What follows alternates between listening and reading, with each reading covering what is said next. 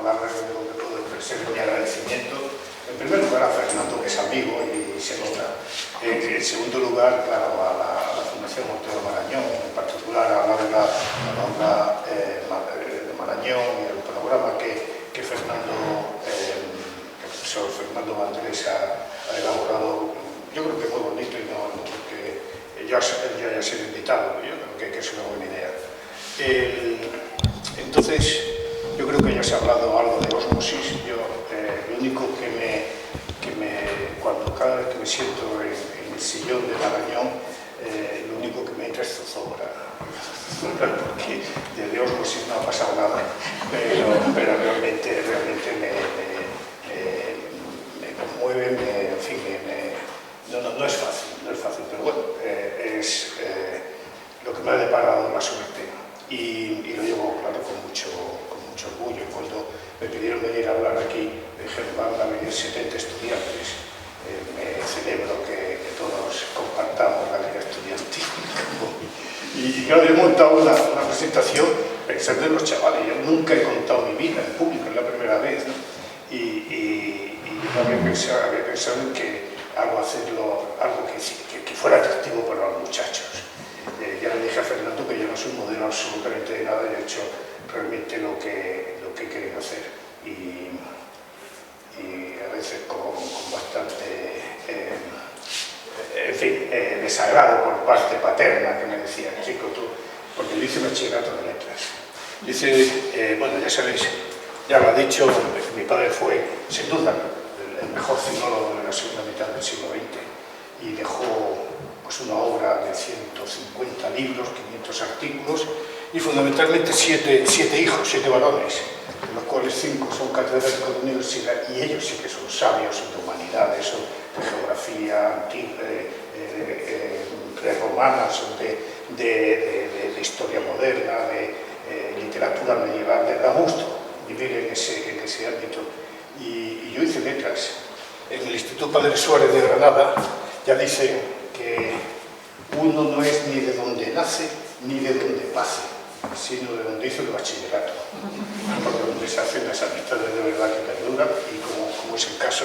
Yo estudié en el Padre Suárez, que es de 1845, o sea que el señor, ahí estudió García Lorca, ahí estudió Ángel Ganivet. Bueno, es un sitio espectacular. Las clases de lengua eran en esta biblioteca, las clases de ciencias naturales eran en el Museo de Ciencias Naturales. Ese es el ambiente de aquellos institutos, ¿verdad?, que vienen del siglo XIX. Y bueno, pues la familia se trasladó a Madrid, nos trasladamos todos a Madrid en el año 69, y ahí ese verano fue de una enorme zozobra para mí, porque era cambiarme de Granada a Madrid, era, claro, entrar en la universidad, era, bueno, pues todo un cambio enorme. Y además tuve el infortunio de leer la biografía de Albert Schweitzer. Albert Schweitzer fue un pastor protestante, un filósofo, el mejor organista de Bach que había en Europa, famoso, y además era un precursor de la defensa de los animales. Era un hombre absolutamente reconocido, pero ya a la edad de 35 años, 40. En ese momento leyó algo sobre la esclavitud en África y le produjo tal desasosiego que decidió estudiar medicina, lo dejó todo y se fue a Gabón, y allí fundó el hospital de la Lambaréné, donde murió. Y él lo que hacía era venir en verano a Europa a tocar el órgano para costear los gastos del hospital. En lo que hoy entenderíamos como una primera aproximación de la cooperación sanitaria internacional. Eso es algo que... Bueno, pues yo leí aquel libro y dije, caramba, esto sí es un modelo. Y decidí hacer medicina. Por eso de ahí que hubo ciertos avatares familiares, porque, bueno, en fin, un médico, una familia de literatos bueno, yo estudié medicina en la Complutense y tuve también la fortuna de conocer a un personaje único, que fue don Carlos Zozaya Balza. Don Carlos Zozaya Había sido el jefe de la lucha antipalúdica nacional durante la Guerra Civil, se había formado en Inglaterra con Schultz y otros. Había hecho la tesis doctoral con Juan Negrín, habiendo estudiado en Estrasburgo. Era un hombre realmente con una capacidad enorme y le tocó ser director del Programa Nacional de Lucha Antipalúdica, y a la caída del gobierno legítimo salió exiliado a un campo de concentración en Francia, Argelès-sur-Mer. Y ahí estuvo prisionero, hasta que lo rescataron los parasitólogos británicos con los que había estudiado. Y él dio una conferencia en el aula quejal del Colegio de Médicos sobre fiebre amarilla y peste. Bueno, yo quedé fascinado y me acerqué y le dije, mire, yo querría ser como usted. Y me dijo, entonces usted quiere ser parasitólogo y sí, y dedicarse a la centro médica, sí, pues váyase de España.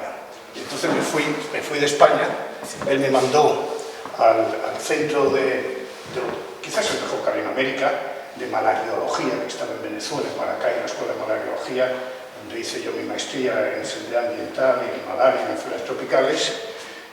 Luego me mandó a Hamburgo, donde me diplomé en medicina tropical en el Bernard Noch Institut, y ya dentro de lo que sería mi formación, y no quiero aburrir porque yo pensé que le iba a contar la película a los chavales, terminé 2 años y pico en la Universidad de Cambridge, en el Christ College. Christ College lo fundó Lady Margaret. Yo tuve el honor de dar la conferencia anual de Lady Margaret, que es una de las más reputadas de Cambridge. Lady Margaret hizo en 1508, fundó este college para preservar la pureza del catolicismo. Le salió bien el hijo, fue Enrique VIII, no digo más. Bueno, pues eso habría sido... Pero voy a volver brevísimamente al doctor Zozaya. El doctor Zozaya me llamaba a su casa, venga, que vamos a hablar, y yo me estudiaba ese tema corriendo a su casa y él hablaba, y de pronto se sentaba al piano, tocaba el piano. Jorge, usted sabe distinguir una polska de una polonesa, y me enseñaba, o se ponía al cello, ¿no? Era realmente un hombre, pero es que conocía muy bien el Museo del Prado. Él era médico en el Hospital Psiquiátrico de Cienpozuelos y tomaba el tren para ir a trabajar, pero en cambio de ir por la calle, entraba por el Museo del Prado, porque vivía en la calle Villanueva, y allí cada día se paraba delante de un cuadro. Bueno, pues yo en una de aquellas tardes en su casa le pregunté, yo creo que de manera un poco impertinente, cómo se sobrevive en un campo de concentración. Y él me dijo, yo procuraba recordar un cuadro del Museo del Prado cada día, alargaba todo lo que podía, desmenuzando en la cabeza para entretener. Yo creo que es una anécdota bellísima y la cuento, porque yo le quería contar también que en la pandemia estábamos, mi mujer y yo, en Montejo de la Sierra, y yo decidí cada día hacer una copia de un dibujo de Zozaya, de Goya.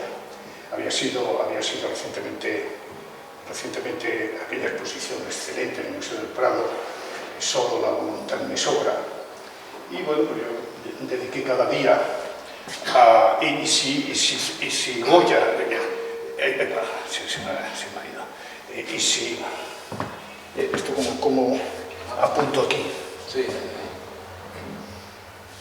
Pero no se verá porque te refleja. No, veo la flecha, pero no sé cómo... No te reflejará ahí porque afecta la aura de control. Bueno, ahora. No, pero es que yo quiero dar en la flechita. ¿No quieres dar? Claro, para empezar a pagar.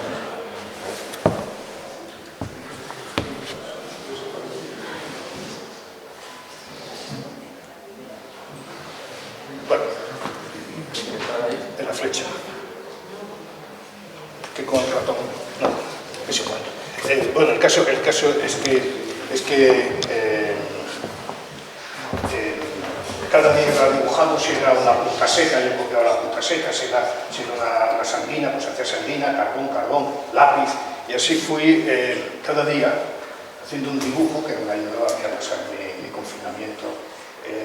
Y bueno, al final edité un libro, mejor dicho, no lo edité porque no voy a editar los dibujos de Goya, ya es muy conocido, pero para mí lo tengo entre mis libros favoritos, porque aprendí del maestro. Ya puedo decir que no le sobra ni un solo trazo. Es realmente impresionante cuando uno se pone a ver los matices y dice, caramba, aparte de ser el gran notario de la época, de atreverse con todo, la sátira, la desvergüenza, el cariño, ¿no? hace cosas absolutamente impresionantes.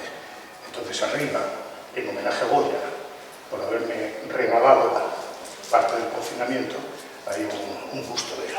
Voy a tratar de conectar algunas de mis actividades con lo que vamos a ver luego. Bueno, a la vuelta de mis andanzas por América, por Venezuela, por Alemania, el Carlos III, que no era instituto de salud, Carlos III se estaba conformando y faltaban parasitólogos. No había un servicio de parasitología, bueno, entonces estaba el profesor doctor José Blázquez, y yo empecé a trabajar con él a montar un servicio de parasitología donde pasé 18 años. En ese tiempo, lógicamente, me tocó desde armar el servicio, empezamos siendo 5, terminamos 44, estructurarlo, pasó a ser el Laboratorio Nacional de Referencia de Parasitología, hacíamos más de 8.000 diagnósticos al año, es decir, hubo una enorme actividad y muchas tesis doctorales y publicaciones en lo que pasó a ser un centro modelo en parasitología. Yo siempre pensé que la parasitología con P mayúscula se escribe en África, no en España, no en Europa. Y entonces, heredero, ¿verdad?, de personajes que habían pasado por Guinea Ecuatorial, me lancé a montar un centro en Guinea Ecuatorial. Empecé para apoyar o para diseñar el Programa Nacional de Malaria, luego tuberculosis, SIDA, y finalmente ha pasado a ser ya, sin tener conexión con Carlos III, el Instituto de Investigación de Salud de Guinea Ecuatorial, que sigue activo y en el que Carlos III asesora. Y luego ya en el año 2000, con la avalancha de inmigración subsahariana y también americana, el Ministerio de Sanidad decidió crear un centro de ciencia tropical para fortalecer el sistema de salud. Y bueno, así lo hicimos, pasé 4 años estupendos y ya en este momento sigue ahí a trancas y barrancas porque en el Instituto de Salud Carlos III te han negado el pan y el agua durante estos 25 años. Pero bueno, esa es otra historia. Aquí estamos en el laboratorio de Guinea, más jovencitos, ¿verdad?, trabajando en malaria. Y a continuación, después de 22 años aquí en Madrid, me ofrecieron dirigir el programa mundial de leishmaniasis en la OMS, porque yo era experto en leishmania, había hecho mi tesis y mi grupo de investigación era de leishmaniasis. Estuve 8 años en la OMS y luego otros 7 años en la iniciativa para medicamentos de enfermedades tropicales de NDI, que recibió el premio Princesa de Asturias el año pasado, no, en el 23, de cooperación internacional, y lógicamente en el que tuvimos mucho que ver. Bueno, yo me he dedicado a una enfermedad que se llama leishmaniasis, y no, cuando le preguntaban a mi padre, tu hijo Jorge, ¿qué se dedica? Claro, tenía no sé, para uno que podía haber sido honrado en la familia, se dedica a una cosa que creo que, no sé si es la leishmaniasis, no contes eso por ahí a mi padre.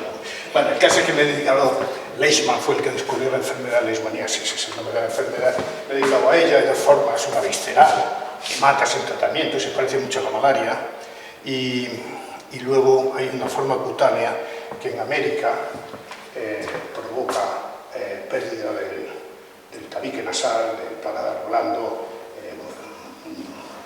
colapso, ¿verdad?, de todo el macizo facial, que se llama leishmaniasis mucocutánea y se asocia con el SIDA y leishmania. Hay casi 1 millón de casos al año en el planeta y fundamentalmente están concentrados en Asia, el sudeste asiático, en el este de África y luego en 98 países, también España. La aportación más relevante que nosotros hicimos, que está en todos los libros de texto de medicina, es que descubrimos la asociación de Leishmania con el SIDA, hasta el punto que el primer artículo lo publicamos con interrogante porque en ese momento no se sabía qué causaba el SIDA. El síndrome de inmunodeficiencia adquirida en el que no haya concomitancia de un microorganismo que inmunodeprima, y se sabía que Leishmania inmunodeprime, luego no podía ser, de acuerdo a la definición, no podían, estábamos ante un enfermo que era una cosa o la otra. Y bueno, publicamos el trabajo, luego vimos más trabajo, más enfermos, lo fuimos publicando, y en un momento dado lo que sugerimos fue que lo publicamos primero en una revista importante, en AIDS, luego en Lancet, que a lo mejor Leishmania podía estar siendo transmitida en nuestro país entre los usuarios a drogas por vía parenteral.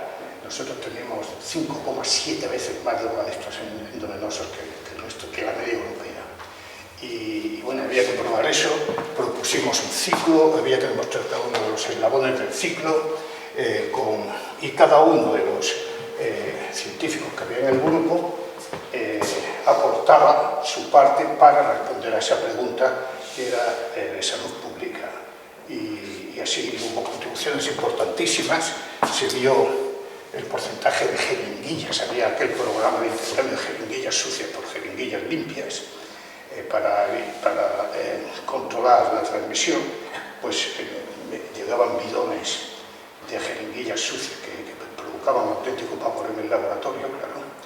Y bueno, pues ahí se publicaron un trabajo también importante en el Lancet y bueno, fuimos haciendo contribuciones. La otra pregunta es si uno de los insectos que transmite la leishmaniasis, no es un mosquito, pero bueno, es el flebotomo, le picaba a un enfermo infectado, si era capaz de transmitir, y demostramos que sí. Bueno, pues todo aquello, por hacer la historia corta, realmente fue muchísimas aportaciones científicas, en revistas le dimos la vuelta al mundo, y para los que no lo sepan, la revista más importante que hay de revisiones médicas es el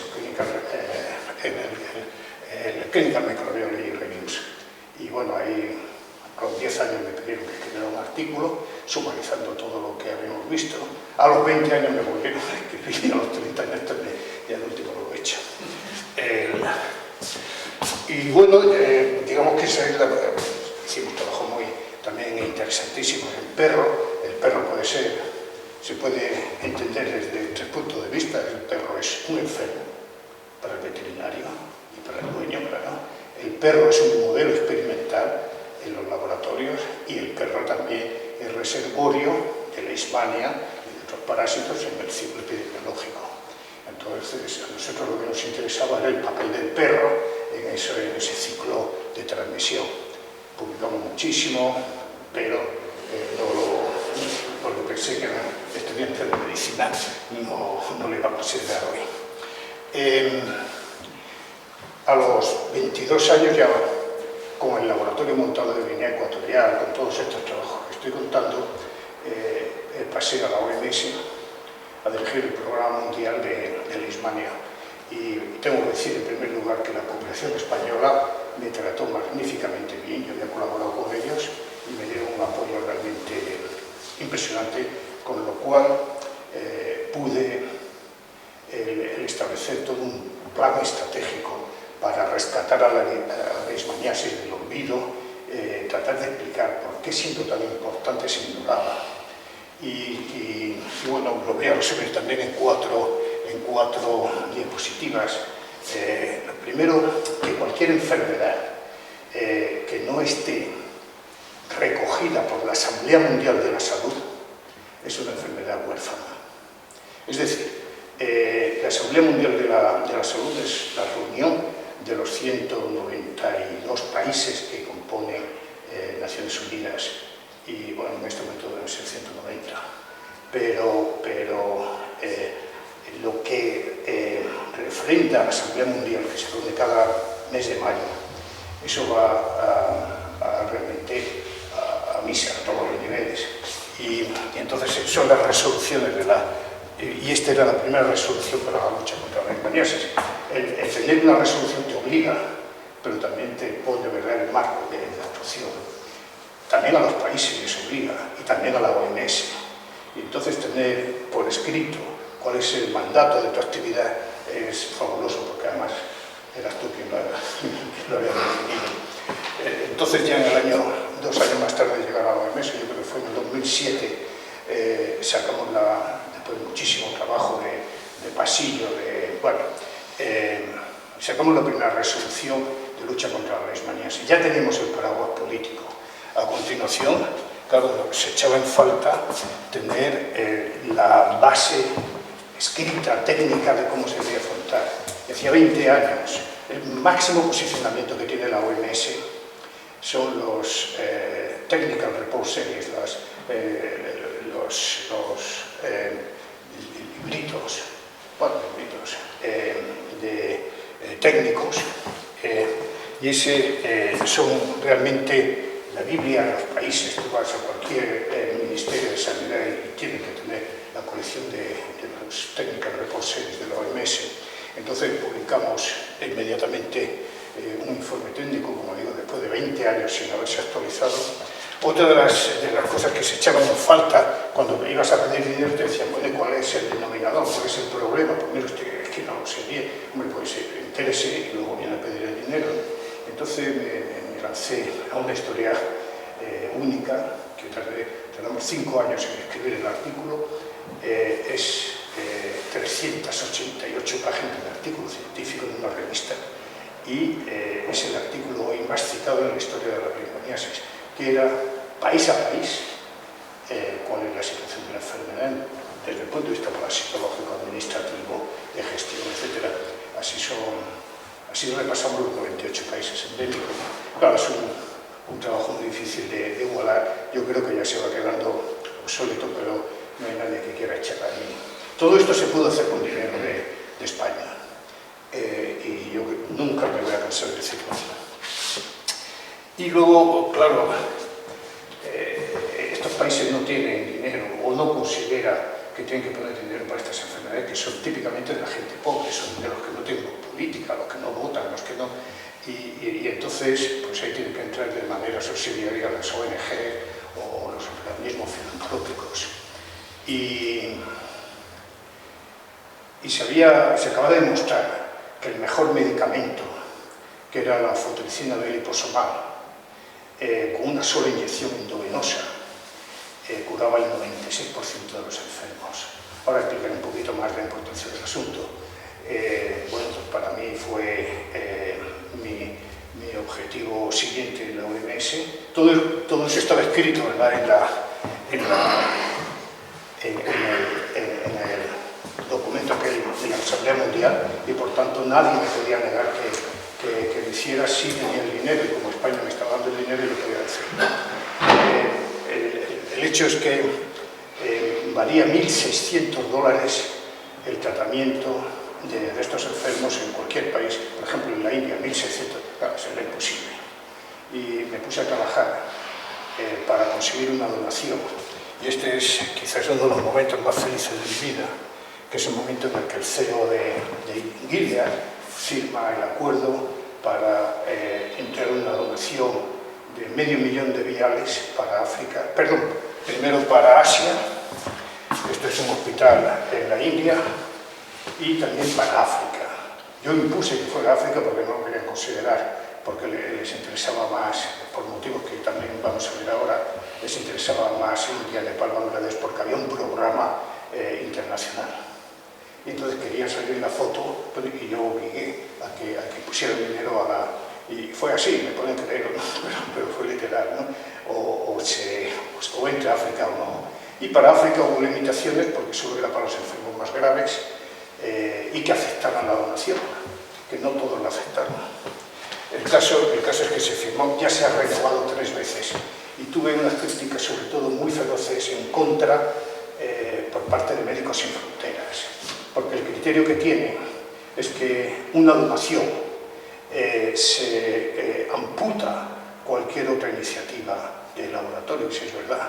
Y si el laboratorio de la donación se hunde, entonces quedo sin medicamentos. Entonces es sumamente para ellos y también para mí importante el hecho de que haya laboratorios alternativos, y si se convenia con uno, te has cargado a los demás. Bueno, yo creo que es fácil de entender, pero mientras tanto se morían enfermos.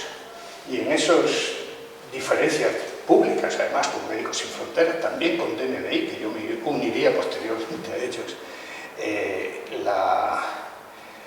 las críticas fueron enormes y yo decía, bueno, seguimos mareando la perdiz, pero mientras tanto, con la donación hemos salvado más de 10.000 vidas, y eso es incontestable, ¿no? Y no solo eso, sino mucho más que también. De tal manera que yo estoy de estos 4 momentos en la OMS, esto vale mucho más que las publicaciones científicas, y es lo que marca la diferencia en la historia natural de una enfermedad. Y he dicho que en África no es la situación de Asia, ¿no? Esto son fotos mías, no son sacadas de archivos, ¿no? Esto es en Capoeira, una mujer siendo tratada de leishmaniasis en el suelo, tratada como perros, ¿verdad? Porque son enfermedades además de los más pobres de los pobres.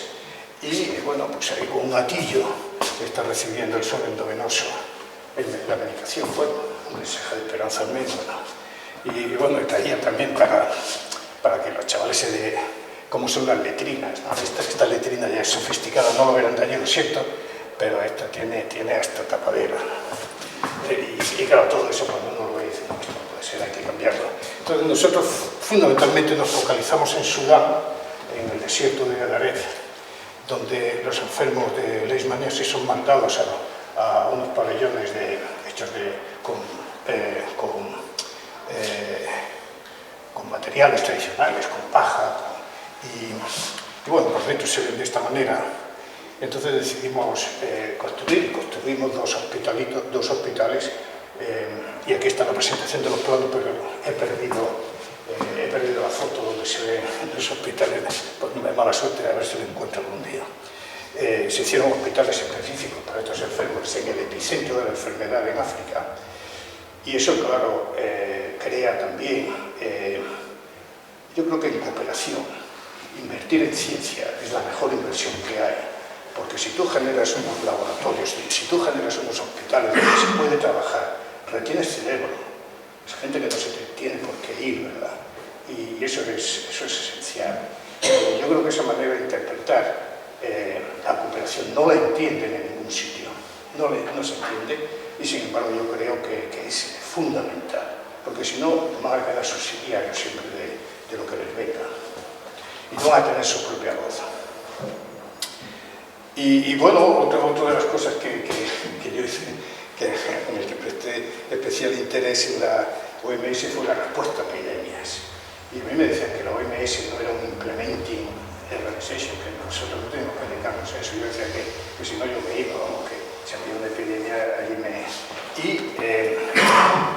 Y aquí hay una epidemia que se estudió muy bien, está muy bien documentada, en los altiplanos etíopes, por encima de los 2.000 metros de altitud, el mismo que en Ken, eran 2.500, 3.000 habitantes, y pensaban que era malaria, porque nunca había habido leishmaniasis allí, ya digo, está a más de 2.000 metros y no vive el mosquito en esas zonas, y hubo más de 400 muertos. Estamos hablando del 15% de la población o por ahí, ¿no? Y era brutal, ¿no? Porque era asistir a entierros, asistir a familias que se habían quedado, porque además eran ganaderos, todos no se podían escapar a ningún sitio, ¿no? Tenían que aguantar allí lo que cayera, ¿no? Y estas son las condiciones de trabajo de campo en las que se estuvo durante mucho tiempo, y a mí me pareció, y eso era lo que quería conectar también con la exposición de arriba, que incluso en esas situaciones tan duras, lo patético también puede ser estético, y aunque parezca un poco duro, pero a mí me pareció que esta abuela con el niño que está muriendo le manda una respuesta y bueno, esta foto la hice sin encarar la cámara porque no, es muy difícil encarar una cámara, ¿no? Cuando se están muriendo los enfermos. Y a mí me pareció algo que había que recoger, y arriba era una escultura. Luego hubo también una gran epidemia en Sudán del Sur, por motivos de guerra. ¿Puede cerrar la puerta bien? Por motivos de guerra, pues son recurrentes las epidemias. Al comienzo de los años 90 había habido más de 100.000 muertos, más que por la propia guerra civil. Y sabedor de esa fragilidad epidemiológica, con ayuda de Médicos Sin Fronteras, que tenían un problema con ellos, y otras ONGs, montamos, yo creo que eran 17 centros centinela, por si acaso empezaba una epidemia, poder responder inmediatamente, y así fue. Entonces respondimos a una epidemia con más de 30.000 enfermos. Si en los años 90 la mortalidad había sido en la zona del 30%, aquí conseguimos sujetarla por respuesta rápida en menos del 4%. Eso fue impresionante. La cooperación española incluso nos compró 2 barcazas por ahí por el Nilo Azul. Una a la orquesta hundieron de un bombazo, pero bueno, ahí se hizo el trabajo. Yo no digo que sea un trabajo, ¿verdad?, definitivo y estable, pero en aquel momento por lo menos uno está haciendo lo que tiene que hacer, es que no hay otra.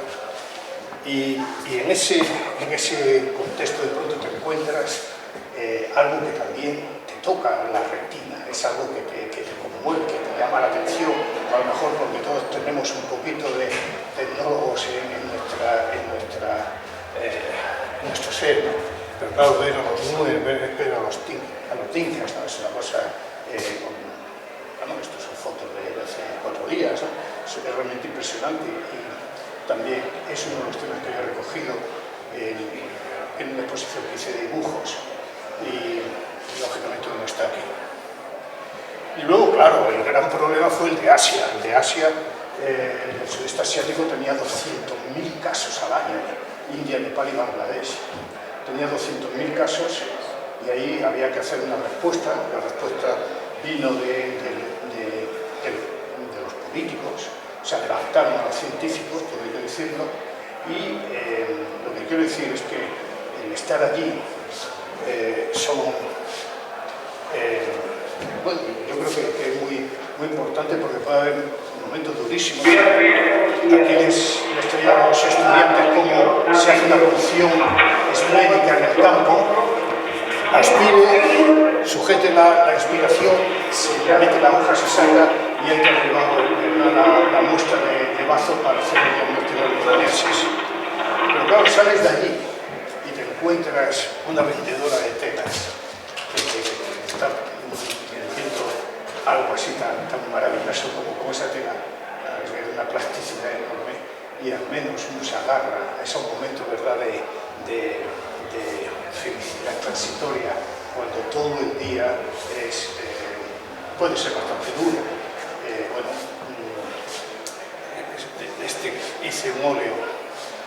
Luego, tuve la enorme suerte de estar en la OMS en el momento adecuado, y mi trabajo, que era de tipo programático, es todo lo que les he contado con la OMS, etc.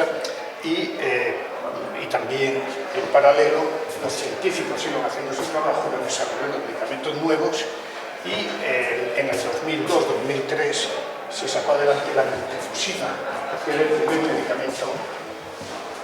medicamento oral que había. Entonces los 3 ministros de Sanidad de India, Nepal y Bangladesh decidieron que era el momento de eliminar la enfermedad. Ya tenemos un medicamento oral, lo podemos utilizar en el domicilio, y de esa manera vamos a iniciar un programa de eliminación. Entonces se firmó un protocolo, ellos firmaron un protocolo para eliminar la enfermedad para el 2015, y nos pusieron a los técnicos a trabajar no había más remedio que cumplir con los políticos, porque si pierdes el apoyo político, olvídate, has perdido la inercia, la posibilidad de hacer algo serio.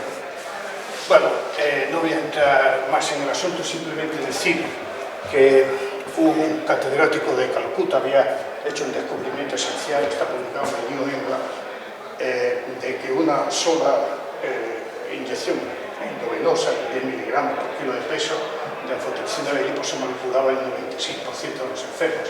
Eso era algo que cambiaba, porque claro, un enfermo te pone la vena y ya es tratado. De tal manera que no hay, es lo que llamamos nosotros la compliance, 100% van a cumplir el tratamiento, mientras que con la miltefosina eran 28 días de pastillas orales en casa, en cuanto se les iba la fiebre, dejaban de tomarlas, con lo cual venían las resistencias, etc. Entonces, basado en este trabajo de Shamsundar, hubo una serie de actuaciones por nuestra parte para ver cuál era la dosis mínima eficaz. Yo siempre he pensado que hay que publicar lo que uno hace porque es la manera de darle el rigor científico. Y luego voy a demostrar, este es el profesor Shamsundar, que en condiciones de campo, en hospitales rurales, era practicable. Entonces ese trabajo lo hicimos con Dinesh Mondal en Bangladesh, en Mymensingh, y fue completamente revalidable los datos. 96% de curación, prácticamente no había efectos secundarios y, como digo, pero siempre había que buscar los $1.600 por tratamiento.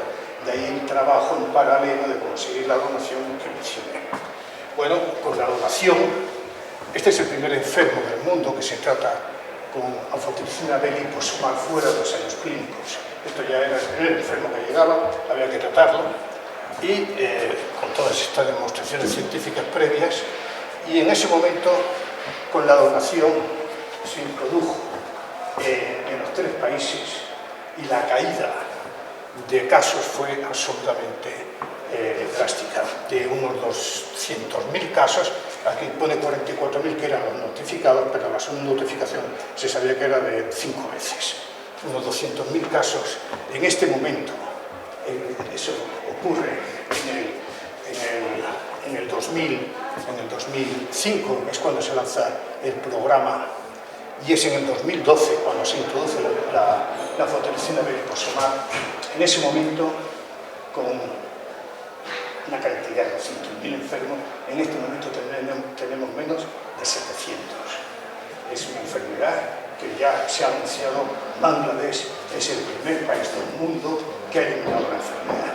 Bueno, yo creo que eso es una historia bonita. Bangladesh siempre la conocemos como el país de la corrupción, de los abusos y de la industria textil, de las condiciones, bueno, de los tsunamis, de las hambrunas, pero es el primer país del mundo que ha eliminado la enfermedad. Y basado en eso, y durante la pandemia, que uno tenía más tiempo de reflexión, fui elaborando mi discurso de entrada en la Real Academia. Me habían nombrado, pero estábamos bloqueados por el aislamiento, ¿verdad? Y fui elaborando un plan paralelo a lo que había sucedido en la India, si era posible para África. Y ese es el último capítulo de mi libro en la Academia, de entrada, y lo publiqué en el Lancet. Y la OMS ha abrazado esa idea como propia, y en este momento es lo que marca las directrices de la... Entonces, claro, fue un trabajo con toda la experiencia de Asia y conociendo bien África, porque me la había pateado todo el este de África, con lo que había que hacer en cada una de las etapas de una campaña de eliminación. La fase de preparación, de ataque, conservación, mantenimiento, y teniendo en cuenta, y esto lo publicamos en el British Medical Journal, teniendo en cuenta cuáles son los determinantes sociales de la leishmaniasis en África. No se puede trasladar lo que se hacía en Asia, ¿no? Y entonces eso tiene, desde luego, unas bases muy claras. Primero, que la dispersión de los focos es mucho mayor que la de Asia. Segundo, las condiciones de los hospitales mucho más difíciles que las de Asia. La guerra, ¿no? En este momento, en la zona de nuestro trabajo, hemos tenido que cerrar los programas en Etiopía y en Sudán por guerra. Y se sabe que después de una guerra se dispara 8 veces las tasas de la enfermedad, sobre todo porque se hunden los sistemas sanitarios, lo poco o mucho que haya, y vuelve a resurgir la enfermedad. El acceso a los sistemas de salud, estas son las ambulancias de allí, esto es lo que uno ve absolutamente todos los días, en cómo llegan los enfermos al hospital. Claro, los campos de refugiados, otro foco, ¿verdad?, de epidemias, o la dificultad para llegar en invierno, o mejor dicho, en la época de lluvias, a los sistemas de salud. Estos son los determinantes y luego cada país tiene sus peculiaridades. En unas zonas son más nómadas, en otras zonas son mineros, en otras zonas, y todo eso es lo que hay que considerar, y estaba, ¿verdad?, en esos artículos que mencioné antes. Y uno puede pensar, ya, pero con esa base poco se puede hacer. Yo creo que lo primero que hay que hacer es toque de atención, ya vendrá. Si uno siembra, alguien recogerá, ¿verdad? Y bueno, esto se ha desconfigurado. Bueno, también es verdad que en este momento, en paralelo a todo ese trabajo que se venía haciendo en Asia, en África se ha ido avanzando gracias a la organización en la que trabajé de NDI. Se ha venido trabajando y hay una cantidad ya de cuerpo doctrinal de cómo hay que tratar a los enfermos de leishmaniasis visceral, de cómo hay que tratar a los enfermos de leishmaniasis visceral en el SIDA, cómo hay que tratar a la leishmaniasis por corazón. Es decir, en este momento sabemos cómo actuar, cosa que cuando se empezó en Asia no teníamos ni idea. En este momento, al menos, sabemos lo que hay que hacer. Otra cosa es entender cuáles son las dificultades medioambientales o sociales, mejor dicho, para que sea exitoso. Insisto, en este momento la OMS está trabajando, se han tomado como prioridad la eliminación de la enfermedad en África. Bueno, y después de 7 años más en Ginebra, la llevaba 16, y incorporado a España, Madrid, me elegieron académico del sillón, ¿verdad?, de medicina social, que a mí es de lo que más me gusta, la medicina social y preventiva. Y bueno, pues ahí uno hace la actividad propia de su función, organizando seminarios, pero también colaborando en las actividades horizontales, el escenario panhispánico o las exposiciones para transmitir al gran público lo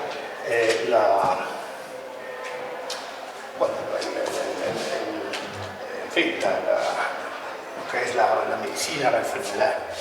Y es cuando uno empieza ya, liberado de tener que ir a África. En Guinea Ecuatorial fui 17 veces, ¿no? Y fui en 2002. Liberado ya un poco de ese trabajo por motivos obvios, pues he venido a hacer lo que probablemente me retrotrae a mis raíces familiares, que es escribir.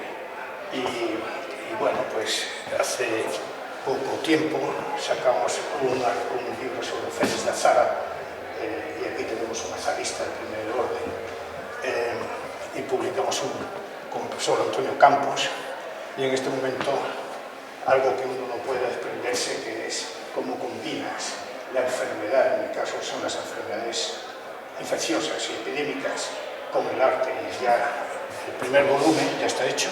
El primer volumen es cada enfermedad de tipo epidémico, cada momento epidémico, cómo le ha tocado la retina a los artistas en ese momento.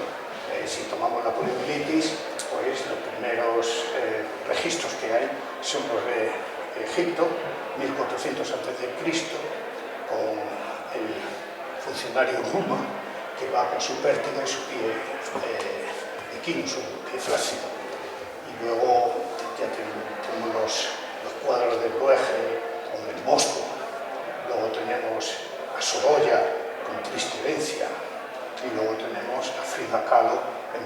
expresionismo, y ella misma sufridora de polio, aparte de sufrir albarín y otras cosas. Bueno, pues en esto estamos dedicados y bueno, esto es de una exposición que hice en el 2012 sobre los dibujos. Esto era niños en Guinea, en Luba, antes de que se descubriera el petróleo. Este es Hanuman, que es el dios del amor, el que era capaz de tocar la luna y traerla con unos personajes indios. Los comedores de ratas. Comedores de ratas. Pobreza absoluta, donde la leishmaniasis prosperaba. Siempre me ha gustado que entender la enfermedad como el todo, no es solo un bicho, es más que eso. Esta es una exposición que hicimos en Granada, que tenía, yo creo que lo mejor de la exposición era el título: Pasos de un peregrino son errante. Entonces, y bueno, pues este es el Hindu Kush, un viaje hacia Afganistán, bueno, y un poeta, Genaro Talens, amigo, claro, le puso poemas a muchos de estos cuadros y publicamos un libro que es Taking Off. Bueno, yo creo que ahí lo mejor son los poemas.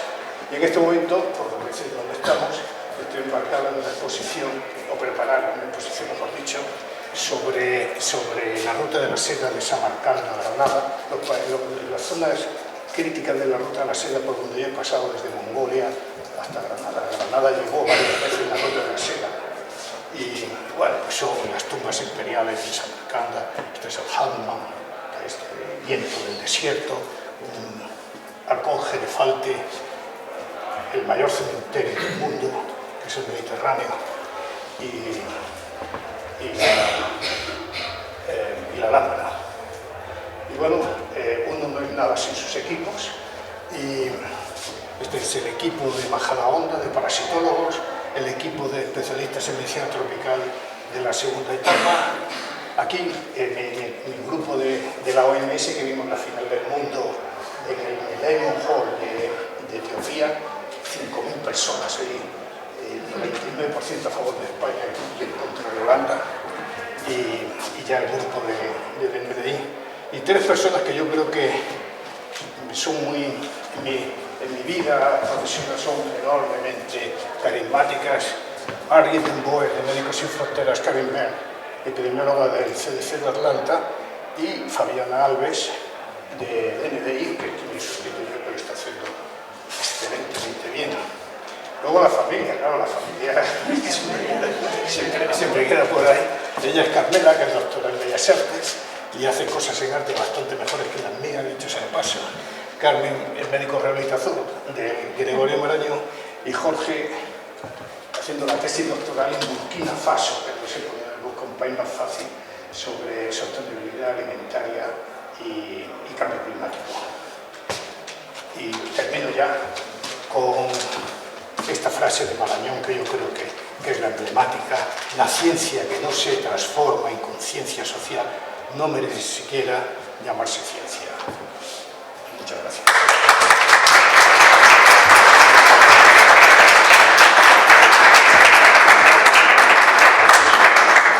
Creo que hemos disfrutado mucho, porque realmente yo, cuando escuchaba al bar, es verdad que nuestra biografía vital, en algunos casos, creo que el suyo es un recurso histórico.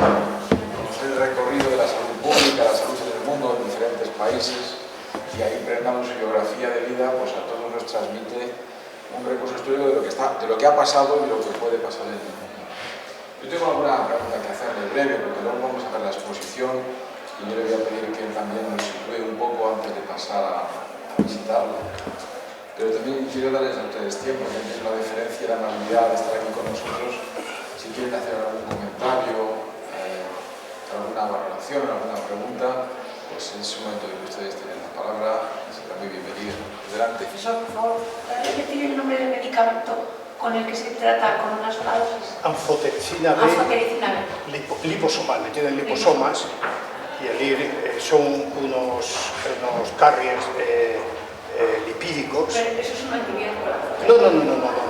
¿Qué es? Interviene, no, se utiliza en infecciones por hongos y la leishmaniasis.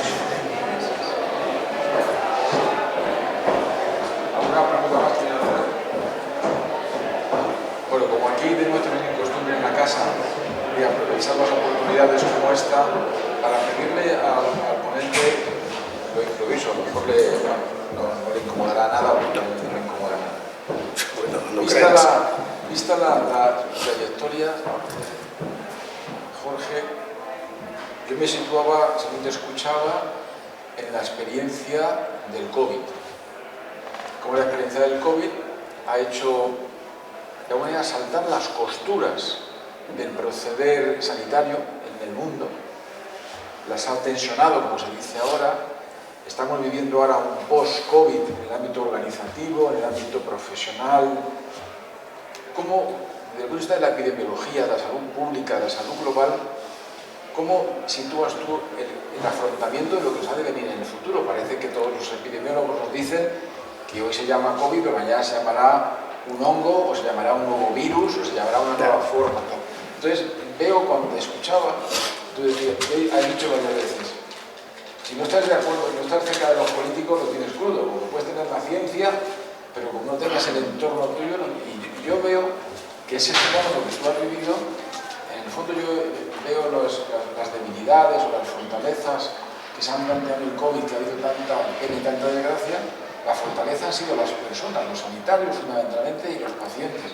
Pero he visto tantas debilidades como tú transmites ahí, en un entorno socioeconómico distinto si quieres, pero ¿cómo ves este futurible? Porque hay cierto temor todavía en este... Bueno, y más recientemente, claro, que no sabemos por dónde va. De momento ya Trump le ha quitado los 600 millones de dólares que ponía anualmente a la OMS, y eso obliga a la OMS a limitar mucho sus funciones, ¿no? Hay cosas, desde luego, que la OMS debe mejorar también, ¿no? No es solo Trump, ¿no? Esa playa de burócratas por aquí y por allá, bueno, yo creo que eso es revisable, pero claro, eso no quiere decir que te tienes que cargar a la institución. Entonces, el problema de que desaparezca una institución, un organismo internacional como es la OMS, es que sea el mundo de la industria privada farmacéutica la que tome el liderazgo. Por ejemplo, había mucho miedo en mi época que Bill Gates se hiciera con el control de la salud. La salud no puede ser controlada por manos privadas, ¿no? Entonces ahora mismo todo parece orientar en esa dirección. Desde el punto de vista de preparación, yo creo que sí nos ha enseñado bastante, ¿no? Y desde luego en Europa hay todo un mecanismo complejísimo, como todo en Europa, que se llama el ERA, que es cómo se tiene que preparar Europa ante una nueva pandemia. Claro, cómo se prepara Europa siendo difícil siempre es la mirada egocéntrica del país rico, que se quiere proteger de lo que puede venir de los países pobres. El 60% de las enfermedades de nueva aparición, de las epidemias anuales, provienen de dos puntos. Hay un trabajo de un tal Jones en el 2006, me puedo equivocar, en Nature, en el que establece muy bien, después de analizar casi 500 eventos epidemiológicos, que la inmensa mayoría vienen de dos focos muy concretos: el oeste de África y el sudeste asiático. Ahí es donde se está generando, ¿verdad?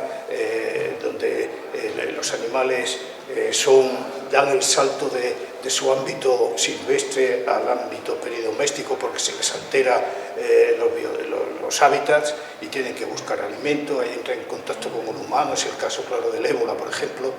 En otras situaciones pues es la manipulación, etcétera. Pero el pensar solo cómo nos protegemos de una infección nueva que pueda venir del exterior es una visión un poco pobre y siempre egoísta, ¿no? Claro, yo me he dedicado mi vida a trabajar por ahí y pienso que los problemas hay que trabajarlos en el origen. Por supuesto que tenemos que estar con todos nuestros mecanismos de defensa y creo que en este momento se está organizando razonablemente bien.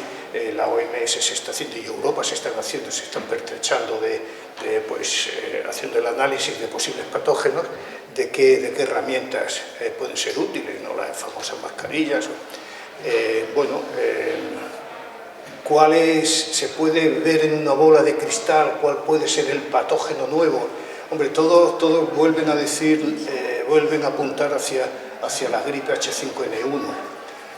Nosotros en la academia hicimos un seminario hace un año y medio con especialistas y dudan que hay un caso en gaviotas y que sí, que se puede morir una persona, ya, pero de ahí a que eso sea la gran epidemia, no lo sabemos. Yo creo de todas maneras que la gran epidemia está en la pobreza. Y esa es la epidemia que no sabemos combatir, ¿no?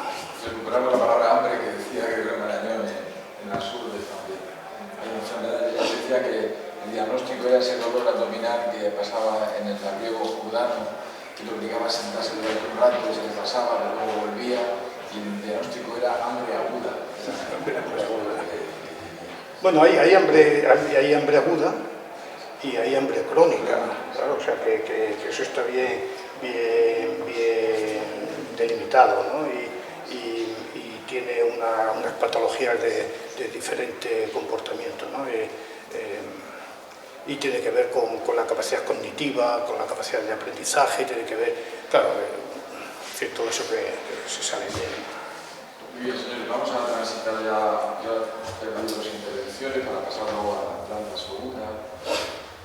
Yo les decía, yo siempre procuro en todas nuestras reuniones intentar trasladarles, compartir con ustedes algunos elementos de reflexión de reflexionar, de flexionarse, de agacharse, ¿no? Entonces, escuchando a José Balbá y otras cosas que hacemos aquí, llévese esta reflexión que yo les lanzo.